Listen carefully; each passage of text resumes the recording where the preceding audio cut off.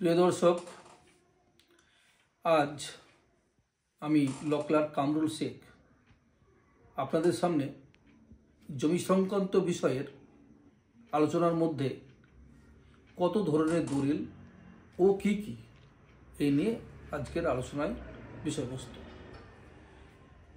তো আজকে যেমন 1 নম্বর দলিল কবলা দলিল, দানপত্র দলিল, হেবানামা দলিল, এওয়াজনামা দলিল, বন্টননামা দলিল, ওসিয়তনামা দলিল, উইলপত্র দলিল, নাদাইপত্র দলিল, এই সব দলিলগুলি সবটাই রেজিস্ট্রি অফিসে রেজিস্ট্রেশন হওয়ার পরে বিএলও সাহেবের নিজ নিজ এলাকার বিএলও সাহেবের নিকট যারা এই দলিল গ্রহীতা হন তাদেরকে সেই দলিলের বা সেই দলিলে যে জমিগুলি আছে তার রেকর্ড করিবার জন্যে বা সরকারিভাবে সরকারি অফিসে নাম নথিভুক্ত বা রেজিস্ট্রেশন করার জন্যে বা এলার রেকর্ডে নাম নথিভুক্ত করিবার জন্য দরখাস্ত করিতে হয়। তো বিক্রি কবলা দলিলের অসুবিধা থাকে না, দানপত্র দলিলের অসুবিধা থাকে না, এওয়াজনামা দলিলের অসুবিধা থাকে না।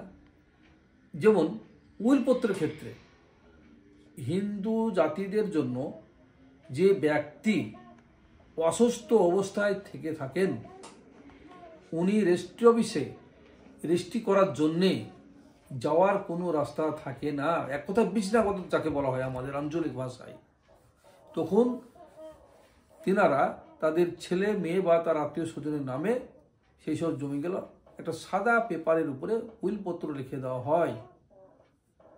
ঠিক একই রূপে মুসলিম জাতির ক্ষেত্রে ওসিয়তনামা লিখিত করা হয়।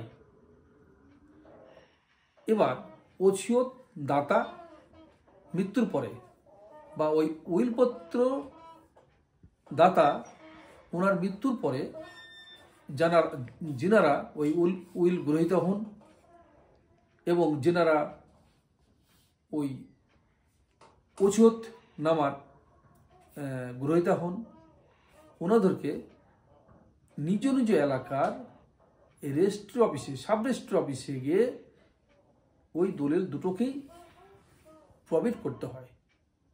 তারপরেই ওসিয়তনামা দলিল এবং উইলপত্র দলিল কার্যকরী হয় এবং কার্যকরী হওয়ার পরেই নিজ নিজ এলাকার বিএলও অফিসে দরখাস্তর মাধ্যমে, আজকাল তো অনলাইনে দরখাস্ত হয়ে যাচ্ছে বা অফলাইনেও আপনি করতে পারেন, তারপরে আপনার নামে সরকারি খাতায় বা সরকারি বিএলও অফিসে রেজিস্ট্রেশনভুক্ত হয় বা আপনার